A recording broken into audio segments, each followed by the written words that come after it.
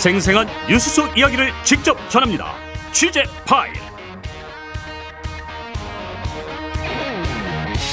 취재 파일 시간입니다. 보도국 맹현균 기자와 함께하겠습니다. 어서 오세요. 네, 안녕하세요. 폭우 피해 현황부터 짚어봐야겠습니다. 지금 계속 집계가 되고 있죠? 예, 맞습니다. 지금까지 나온 거는 오늘 오전 11시 기준인데요. 40명이 숨지고 9명이 실종된 것으로 집계가 됐습니다. 오송 지하차도 사고 사망자만 13명입니다. 네. 일시적으로 대피한 분들도 굉장히 많습니다. 10,000명이 넘는 분들이 대피했고요. 이 가운데 아직 집으로 돌아가지 못한 분들 5천여 명이 넘습니다. 공공시설 피해도 있고요. 농경지가 유실되거나 매몰된 곳도 있습니다. 그런데 여전히 비가 내리는 지역이 있고 또 모레까지 강한 비가 또 예상이 되고 있거든요. 네. 내일 경기 남부, 강원 남부, 충청에 시간당 30에서 60mm의 비가 예상이 되고요. 모레까지 좀 넓혀서 보면은 일부 지역에는 300mm 이상의 비가 더 내린다는 예보도 있습니다. 아니 지금 피해도 워낙 크고 예. 아직 복구도 시작도 못했는데 비가 네. 더 온다고 하니까 걱정입니다. 이거 비 언제까지 오는 겁니까? 일단 오는 20일부터는 제주를 제외하면은 전국에서 잠시 비가 멈추겠습니다. 하지만 22일부터 또 다시 비가 내릴 걸로 예상이 되니까요. 그래서 20일과 21일 이 두 날이 좀 구조와 응급 복구를 할 수 있는 기간이다. 골든타임이다. 이런 얘기가 나오고 있습니다. 예. 그리고 더 주의해야 할 점이 지금 비가 이미 많이 내려가지고 그 땅이 물기로 가득 찬 상태거든요. 그렇죠. 그만큼 지반이 약해졌다고 볼 수 있는데 추가 인명피해나 시설 피해가 좀 우려되는 상황입니다. 지금 오송 지하차도 사고는 뭐 인재였다는 얘기가 여기저기서 나오고 있는데 뭐 경찰이 수사에 들어갈 모양이죠? 맞습니다. 일단 물론 비가 비정상적으로 많이 오는 거는 천재지변이라고 할 수 있겠지만 충분히 예고가 된 상황이었고 또 신고까지 들어가 있었습니다. 네. 지하차도 긴급 통제가 필요하다라는 신고가 있었고요. 만약 그 담당 공직자들이 미리 좀 도로를 통제하는 등의 조치를 했다면 안타까운 죽음을 막을 수 있었을 겁니다. 네. 또 건설업체도 책임이 있을 수 있다라는 얘기가 나오는데요. 공사를 위해서 쌓은 임시 제방이 좀 붕괴되면서 그 짧은 시간에 물이 가득 찼으니까요. 그래서 예. 이 건설업체 책임도 있다.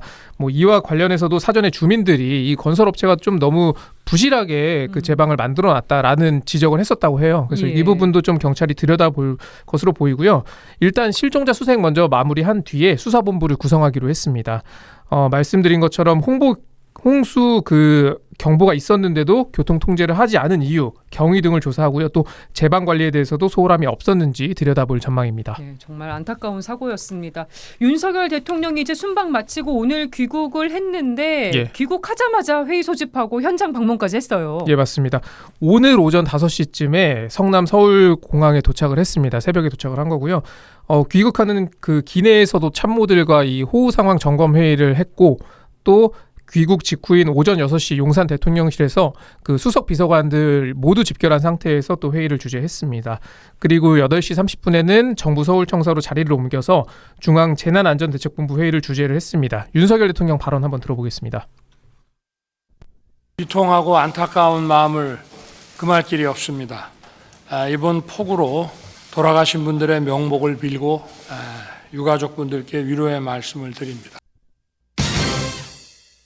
이 회의 영상을 좀 보면은 굉장히 무거운 표정으로 공무원들을 질타하기도 했습니다. 네. 그러니까 뭐 기후 변화 상황은 늘상 있는 것이기 때문에 어쩔 수 없었다 이런 인식을 다 뜯어 고쳐라. 그리고 공무원들 사무실에만 앉아있지 말고 현장에 나가서 보고 선제적인 대응을 해라 이런 지시를 또 하기도 했습니다. 그러니까 사실상 그 재난대응 기본 원칙을 지키지 않았다. 네. 이거는 인재다라고 규정을 하고 공무원들을 질책한 것으로 볼 수가 있습니다. 회의 끝나고 바로 경북 예천 산사태 현장에 간 거죠? 예, 그렇습니다. 산사태 현장을 보고는 좀 굉장히 충격을 받은 듯했어요. 그 참모들에게 주변 상황을 좀 기록을 해놔라. 요거를 이제 뭐 CCTV 화면부터 다 확보를 해가지고 앞으로 어떻게 좀 대책을 세울 것인지 마련을 해야 된다라는 지시를 내리기도 했고요. 네. 이어서 이재민 임시 거주시설을 찾았는데 대피한 주민들을 만나서 어이가 없다. 이런 몇백 톤 바위가 굴러내려올 정도로 이런 건 살면서 처음 본다. 이런 얘기를 하기도 했습니다. 이 부분도 준비했거든요. 한번 들어보겠습니다.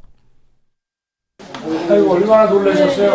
해외에서 이 산사태 소식을 듣고 그냥 그 주택 뒤에 있는 그런 산들이 좀 무너져갖고 인간을 좀 더 침노하니까 이렇게만 생각을 했지. 이렇게 몇백 톤짜리 이런 바위가 막 산에서 굴러내려올 정도로 이런 거는 저도 지금까지 살면서 처음 와가지고 얼마나 놀라셨겠습니까. 정부에서 다 복구해드리고 다 할 테니까 너무 걱정하지 마십시오. 네, 일단 들으신 것처럼 주민들을 좀 안심시키기 위해서 좀 노력하는 모습이었고요. 네. 예천에는 지난 6월 말부터 거의 20일 동안 한 사흘 빼고 계속 비가 왔다고 해요. 비가 정말 많이 온 예. 거네요. 그러니까 아까 말씀드린 것처럼 산이 물을 머금고 있었고 또 14일, 15일에 400에서 500mm의 폭우가 쏟아지니까 산 전체가 무너지게 된 겁니다. 네.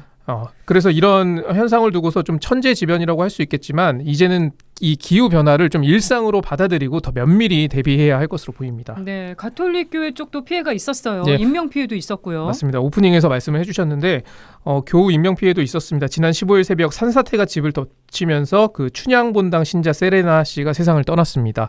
또 집이 붕괴된 분들도 있었고요. 또 농가 밭 과수원이 물에 잠기고 비닐하우스가 파손된 피해를 입은 신자들도 있었습니다.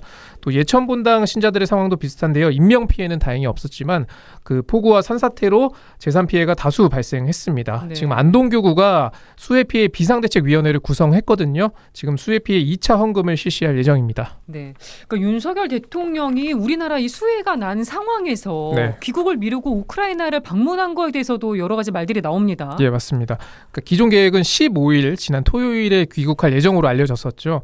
근데 긴급하게 계획이 변경됐습니다. 그러니까 변경이라고 할 수 있을지 모르겠지만 이미 네. 좀 예정이 됐다는 얘기도 있으니까요. 그 젤렌스키 대통령이 오래전에 초청을 했고 그리고 면밀히 이제 가는 방법을 검토를 했던 겁니다. 그리고 바로 옆 나라인 폴란드를 방문했으니까 이뤄진 것이고요. 네. 그런데 이제 전쟁 중인 국가를 간다는 게 좀 간단치가 않아서 좀 경호 문제가 있으니까요. 그렇죠. 그래서 기자들에게도 우크라이나 방문 계획을 임박해서 알렸고 임박해서 알린 다음에 보도 유예를 철저히 좀 당부를 했습니다. 심지어 사내에도 알리지 말아라. 가족에게 통화하는 것도 자제해라. 이럴 정도로 당부를 했다고 해요. 또 아무래도 육로로 전쟁 중인 국가를 이동을 해야 하니까 좀 정보가 새어나가면 안 되니까 그런 요청을 한 겁니다. 근데 지금 꼭 갔어야 되느냐 이런 얘기 계속 나와요. 맞습니다. 근데 뭐 침략자인 러시아가 아닌 어떻게 보면은 피해를 겪고 있는 우크라이나와 연대하는 거는 충분히 좀 할 수 있다고 봅니다.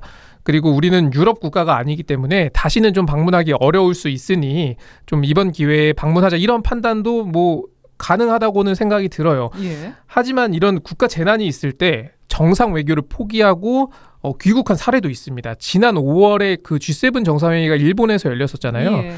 그때 이탈리아의 조르자 멜로니 총리가 이탈리아 북부에 기록적인 폭우가 발생했다는 소식을 듣고 조기에 귀국을 한 적이 있어요. 그래서 이런 판단이 좀 아쉽다라는 지적이 나오는 거고요. 예.